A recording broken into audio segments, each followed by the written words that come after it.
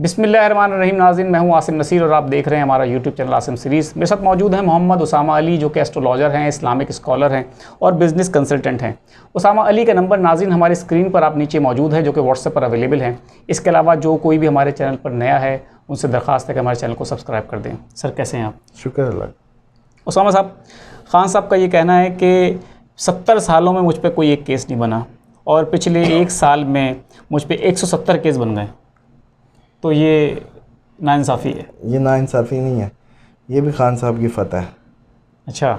अब आप इस जुमले का वज़न समझें कि ये किसी को भी ये पेश किया जाए तो क्या ये आम सी दलील है? इसका मतलब वो हक़ पे और सच पे डटे हुए हैं। अब देखें, ये मतलब मैं तो हैरान होता हूँ कि यार कुछ भी कर रहे हैं, वट एवर। यकीन करें, खान साहब की हुकूमत ना गिराते ये लोग तो खान साहब की पजीराई इतनी नहीं होनी थी जितनी आज है, और ये शायद व्यूवर्स भी इस पे अपने कमेंट्स में इसको बताएं। तो खान साहब की ये जो इतने केसेस और इस सब के बाद जो भी खान साहब की वो देखें दलील है, वो ज़्यादा मजबूत और ताकतवर है। और अब आप ये देखें कि खान साहब को दिन ब दिन जितना भी गिराने की, जितना भी करने की कोशिश की जा रही है, एक जो एथिकली, जो एक कॉन्सेप्चुअल या मेंटली एक जो फ़तह है लोगों के ज़हनों पे, जो हुकूमत है, एक्चुअली देखें किसी भी लीडर की जो एक्चुअल एसेट होता है वो पीपल्स माइंड होता है, उनके दिल होता है, पीपल्स हार्ट। जब तक खान साहब की जो सियासी मौत उस वक्त तक नहीं हो सकती जब तक लोगों के जहनों से, लोगों के दिलों से उसको महव ना किया जाए या इरेडिकेट ना किया जाए। अब आप इस बात को समझें कि अगर कोई पाकिस्तान की नेशनल साइकोलॉजी समझता है इस नेशन की, तो फिर तो मुझे ये लगता है कि ये हर दिन खान साहब को प्रमोट करने के लिए ये जो भी सब हो रहा है, ये इलेक्शन कैंपेन है उनकी। सिर्फ खान साहब को अगर इलेक्शन से नाअहल कर दें या उससे आउट ना करें तो बिलीव मी, बल्कि ये सारे लोग, मैं चाहूँगा इस पे आपके आके इस पे कमेंट भी करें, जो बुज़ुर्ग देख रहे हैं और दोस्त देख रहे हैं, कि ईमानदारी से बताएं कि हर रोज़ खान साहब की जो ग्राफ है मकबूलियत का या दिलों पे जो उनकी, वो बढ़ रहा है या कम हो रहा है? बिल्कुल तो ठीक फिर है। मुझे बताएं कि अगर वो नाअहल ना करें तो वो क्या करें, क्योंकि वो अगर ख़त्म करना चाह रहे हैं खान साहब को तो वो तो दिन ब दिन बढ़ता जा रहा है। तो सियासी मौत तो हो नहीं रही। तो किसी सियासतदान की तो मौत ही सियासी होती है, मतलब वो दुनिया से चला जाता, भुट्टो आज भी ज़िंदा है, बिल्कुल ठीक है। तो बात यह है कि उसकी सियासी मौत ज़रूरी है। तो सियासी मौत खान साहब की नहीं वाकई हो सकती इस टाइम तो, क्योंकि अब तक के जितने भी हम देखते हैं, जो भी अब तक की अटैम्प्ट्स हैं इनकी, सब फेल हुई हैं। तो आगे भी अभी तक इनकी कोई कामयाबी नज़र नहीं आ रही। अब इससे पहले कि हम अगला सवाल करें, आपने बहुत अच्छी बात की कि नाज़रीन कमेंट सेक्शन में आप हमें ज़रूर बताइएगा कि खान साहब की फ़ेम में इजाफ़ा हुआ है या कमी वाक़ई हो रही है। ये हम आपसे जानेंगे, हमें कमेंट करके बताते रहें कि खान साहब की शोहरत में कितना इजाफ़ा हुआ है। अगला सवाल, खान साहब कहते हैं कि मुझे तकलीफ़ होती है कि मैं इस मुल्क में बैठ के इस मुल्क की बात कर रहा हूँ, मैं बात कर रहा हूँ कि मुझसे मुज़ाकरात किए जाएँ तब, और मुझसे मुज़ाकरात नहीं किए जा रहे, मेरी पार्टी को तोड़ा जा रहा है, मुझे सियासी तन्हाई का शिकार किया जा रहा है, मेरे स्टेटमेंट नहीं चल सकते, मीडिया के ऊपर पाबंदी लगाई जा रही है। जबकि करप्ट टोला जिसने मुल्क को लूटा है वो पाकिस्तान में, उसको कोई जगह नहीं मिली बैठ के बात करने की पाकिस्तान की, वो दुबई में बैठ के पाकिस्तान के फ़ैसले कर रहा है आवाम के। तो ये खान साहब की बात में कितना वज़न है, इसको क्या कहेंगे? देखें, जो आज दुबई में मुलाकात हुई, आपको पता है कि जब मुशर्रफ साहब का टाइम था तब भी मुलाकातें किधर होती थी? दुबई में होती थी। तो इसका मतलब है कि आज भी इन सब की भी अंदर से जो है ना वो गीली हैं। क्यों? क्योंकि जो खान साहब के साथ किया जा रहा है, अगर ये रिवायत कायम हो गई, क्योंकि इस हद तक तो ब्रुटैलिटी या इस हद तक तो मैं समझता हूँ रूथलेस एटीट्यूड जो है आज तक हमने नहीं देखा, जो अब इस दफ़ा, क्योंकि फ़ीमेल्स या लेडीज़ को कभी भी वो नहीं किया गया, निशाना इस तरह तरीके से कैद बनाया गया। बंद की सोबतें झेल रही हैं जो तो पाबंद सलासी ये किया जो जा रहा है। दुबई की बात है, एक्चुअली ये गेम है जो हमारे मतलब करता धरता लोग हैं उनसे दूर जाके छुप के मिल के बातें करने की। दूसरा ये बात है कि जैसे कहते हैं कि अब इनकी जो होप्स थी, उन्होंने शायद वाकई कोई न्यूट्रल होने का ही प्लान कर लिया है। और मेरी असेसमेंट है कि इस वजह से इनको ऐलान करना पड़ गया कि हम हुकूमत मतलब इलेक्शन के बाद भी बहन भाई की तरह इकट्ठे ही हुकूमत बनाएंगे। इसका मतलब ये है कि ना तुम्हें वाज़ेह अक्सरियत मिलने वाली है ना मुझे। और इसका एक बहुत बड़ा सिंबॉलिक वो भी लग रहा है कि इन्होंने अपनी बचाव की खातिर इन्होंने कहा कि बस भाई जितना डैमेज कर दिया ना खान को इतना काफ़ी है, अब हम खुद ही हिसाब किताब करके देखते हैं इलेक्शन में जो है ना कम अज़ कम अब ये उतनी ही नहीं ले सकेगा मेजॉरिटी। बिल्कुल। लेकिन आपको एक बात बता दूं कि खान साहब को 10 दिन भी मिल गए, 15 दिन मिल गए। इन्होंने पीछे अपने जो कैंडिडेट थे तो पहले ही हल्के में इनकी टिकट्स के पीछे क्यू बंधी हुई थी हर हल्के में। और इस दफ़ा खान साहब भी बहुत समझदार हुए इस 2 महीनों के अंदर अंदर जो स्टार पोजीशंस, मुझे भी ये नहीं पता कि फ़ैसलों में क्या हुए क्या नहीं, स्टार पोजीशंस में he is getting totally changed himself. So जो मैं देख रहा हूँ मुझे लग रहा है कि एक नए खान साहब बड़े अच्छे न्यू वे में न्यू स्टाइल में नज़र आएंगे और इनको हैरान कर देंगे। और इतनी कोई जो इनकी वो है ना खान साहब का जो दुख है वो इतने दुखी ना हुआ करें, ये बात मैं नहीं मान सकता। ये सारी इनको इस दिन तक पहुंचा के वो हुकूमत में बैठ के भी अपने कमरों में महफूज अच्छा, नहीं है, दुबई जाके बातें करने पे मजबूर हैं। देखिए अगर अपोनेंट इतना वो ना होता, अब ईमानदारी से बताएं नवाज शरीफ को कभी इस हद तक मजबूर किसी ने नहीं किया सिवाय मुशर्रफ साहब के। जरदारी साहब को भी नवाज शरीफ साहब या किसी ने इस हद तक मजबूर नहीं किया आपस में। MKM ने कभी इनको या कोई और पार्टियों की आपस में कहानी तो सुनाए कि कोई सियासी पार्टी आए और जाइंट की तरह सारों को ज़मीन बरोज कर दे। तो वो खान साहब का जो अपना मतलब वो है ना एक लीडरशिप करिश्मा और जो वो है वो देखें वो ह्यूज है, उसको फेस करना इनका काम नहीं है। अच्छा, खान साहब ये भी कह रहे हैं कि मुझे गद्दार साबित करने की पूरी कोशिश की जा रही है, जबकि मेरा जीना मरना इस मुल्क में है और मैं आज तक इस मुल्क को छोड़कर नहीं भागा, जबकि बड़ी कोशिशें की गई कि ये मुल्क छोड़ के खान साहब चले जाएं। जबकि जो दूसरा जो करप्ट टोला है जो कि इम्पोर्टेड हुकूमत से बैठी है, वो हुकूमत में रहकर जैसी हुकूमत हटती है मुल्क से फ़रार हो जाते हैं। उनकी सारी ईदें मुल्क से बाहर होती हैं, उनकी जायदादें मुल्क से बाहर हैं, उनके सारे डॉलर मुल्क से बाहर हैं, उनके बच्चे मुल्क से बाहर हैं और अब उनको मुहिब वतन साबित करने की कोशिश की जा रही है और मुझे गद्दार साबित करने की कोशिश की जा रही है। तो क्या ये इस वक्त मुल्क में इंसाफ हो रहा है? इसको इंसाफ कहेंगे आप? देखें कोशिश करना तो दुश्मन का फ़र्ज़ है ना। आपकी मेरी मुखालफत है तो मैं थोड़ा सा नाज़रीन को भी कहूँगा कि अमूमन मैं जब कोई बात करता हूँ ना तो वो कई मैं कमेंट्स देखता हूँ कोई आप लोगों की तरफ से आते हैं नाज़रीन की तरफ से आपके, तो वो कोई नून लीग का टैग लगाने लगता है, कोई उसका टैग लगाने लगता है या कोई और ही टाइटल्स देते हैं।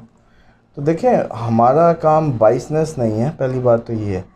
खान साहब के भी हमारे जज्बात जो मर्ज़ी हों, अब जो एस्ट्रोलॉजिकल फैक्ट्स होंगे मैंने वही बयान करने हैं। अगर मैं वो नहीं बयान करता, अब कोई मुझे प्लांटेड कहेगा, कोई कुछ कहेगा, व्हाटएवर, हमें अपने प्रोफेशनल जो अप्रोच है उसको वो हमें चाहिए ना। और अगर मैं अपने पेशे से ही, क्योंकि आपको पता है कि एक मजहबी हवाले से भी एक अच्छी मेरी लर्निंग्स हैं या प्रैक्टिस है, तो हम तो ऐसी बात कर ही नहीं सकते कि जो कल को कोई भी हमारे लिए मतलब बायस से शर्मिंदगी का हो।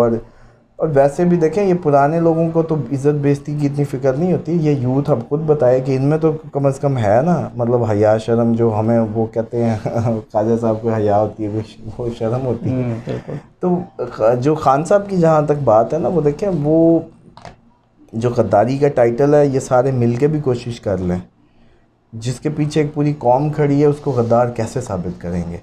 चलें कोर्ट कह भी दे, कोर्ट कुछ भी कर दे, तो एक जो पहले सादिक अमीन है 2000 की उसमें रूलिंग में थे, 2018 या 17 था मेरे ख्याल में जी, मतलब 16-17 था आई थिंक, एग्जैक्ट नहीं याद साकिब मुझे। निसार ने जो उनको हाँ कहा जी। था, जी बिल्कुल। तो वो सादिक अमीन जो है सच्चा और अमानतदार जो है एकदम करप्ट हो गया है 5 सालों के अंदर अंदर। मतलब उसकी अब तो यार मतलब उसकी 60+ एज है, 70, मतलब एक हिसाब लगा लें हम उसमें कि चलो जी 60+ तो है ही है ना। तो 60+ एज में कोई केस नहीं, कोई करप्शन नहीं, कोई चार्ज नहीं, कोई किसी किस्म की कोई वो नहीं, तो अचानक वो इस हुकूमत का पार्ट बनते हैं और फिर करप्शन भी है, वो ये भी है वो भी है।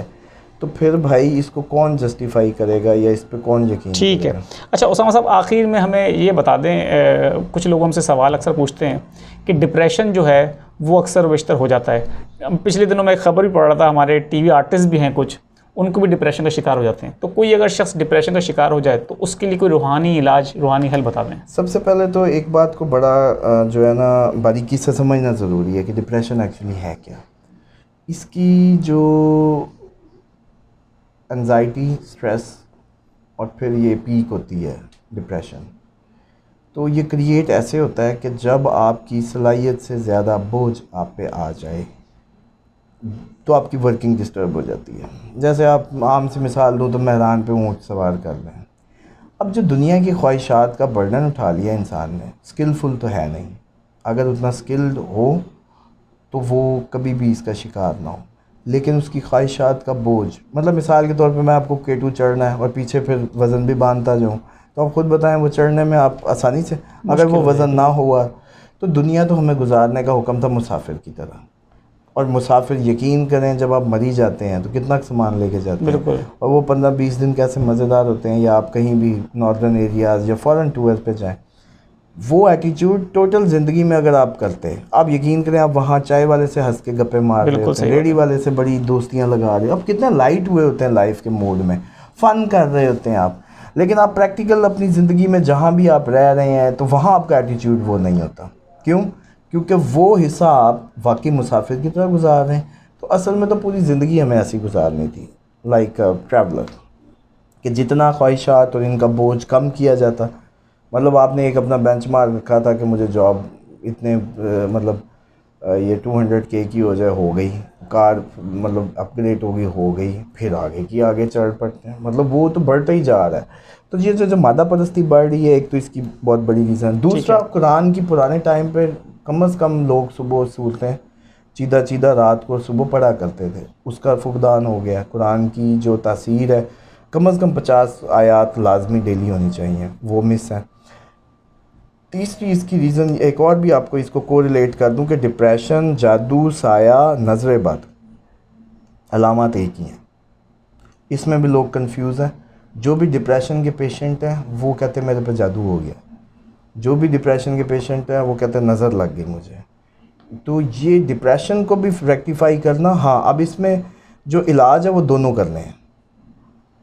मेडिकली भी आप कोई ना कोई एंटी डिप्रेसेंट शुरू करें कुछ अर्सा, अपनी जो योगा या मेडिटेशन, वॉक, एक्सरसाइज, ताकि डोपामिन और जो हमारे हैप्पी हार्मोन्स जो हैं वो भी रिलीज़ हों, बॉडी का वो बैलेंस बने।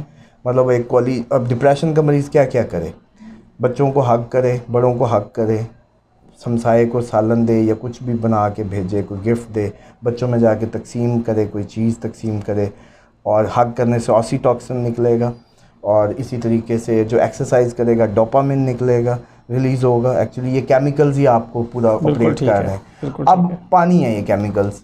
अब जब 50 आयतें भी कुरान की पढ़ेगा तो बॉडी पे असर होगा उसका।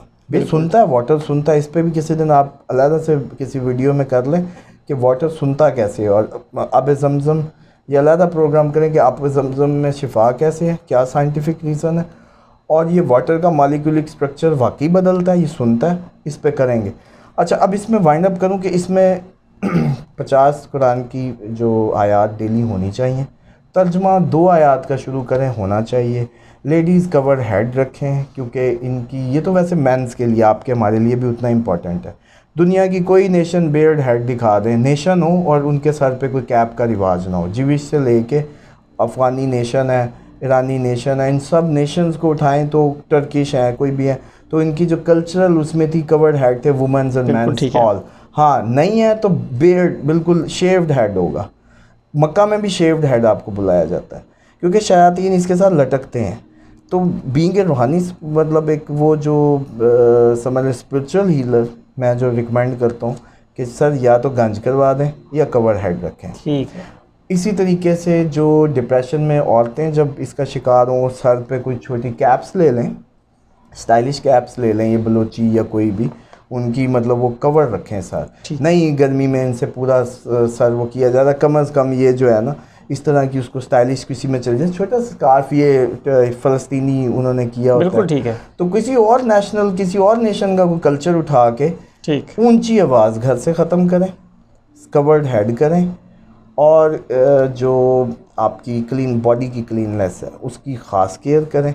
और इसके लिए एक और बता दूँ नाज़रीन को कि गुलाब का अर्क जो है उसमें फटकड़ी डाल के 4 चम्मच ये बॉटल की स्प्रे बना के पाउडर उसमें डाल के उसको अपना बॉडी स्प्रे बना लें, ये जब तक गर्मी है बहुत अच्छी, मतलब बॉडी को क्लीन करके अच्छे से, और मतलब गैर ज़रूरी बालों को जो है उस पर वीक 2 वीक से पहले ही 2-3 दिन पे ले आएँ और बॉडी स्प्रे बना लें इसको गुलाब के अर्क में फटकड़ी को। बिल्कुल ठीक है। तो फिर आप देखेंगे इंशाल्लाह। और इसमें मैं आपको दे रहा हूँ एक दुआ, वो एक और भी मतलब उसमें हमने दी थी, हम बारहा देते हैं, वो लाजमी लें। वो दुआए काब है, उसका बहुत फ़ायदा है। और जितने भी क्लाइंट्स को, दोस्तों को, अजीज़ों को मैंने दी है अब तक, उनकी रिपोर्ट्स बहुत अच्छी आ रही हैं। बिल्कुल सही, दुआए काब आप ये स्क्रीन पे भी दिखा दें। और बिल्कुल ठीक उसकी है। प्रैक्टिस ये है कि सुबह, जिनको ज़्यादा सवेर इश्यूज़ हैं वो तो 70 बार सुबह शाम करें, और फिर मुझे व्हाट्सएप पे अपनी कैफियत बताएं तो मैं अगली उनको रिकमेंड कर दूंगा। और जिनको मतलब नॉर्मल आदमी है कि कुछ भी नहीं है, ओके है, तो वो भी 11 बार ज़रूर पढ़े। वो प्रिकॉशनरी है, क्योंकि उसमें आप अल्लाह के चेहरे से मदद मांगते हैं, पनाह मांगते हैं, और तमाम अस्माए हुस्ना का वास्ता देते हैं। ठीक है, बहुत बहुत शुक्रिया मोहम्मद उसामा अली साहब हमें वक्त देने के लिए। नाज़रीन, हम आज का व्लॉग इसी बात पे ख़त्म करते हैं कि अगर ज़िंदगी का मज़ा लेना हो तो ख्वाहिशात को कम रखें, और अगर सफ़र का मज़ा लेना हो तो अपना सामान कम रखें। एक नई वीडियो के साथ आपकी खिदमत में हम फिर हाजिर होंगे। उस वक्त तक के लिए हमें इजाज़त दें। खुदा हाफ़िज़।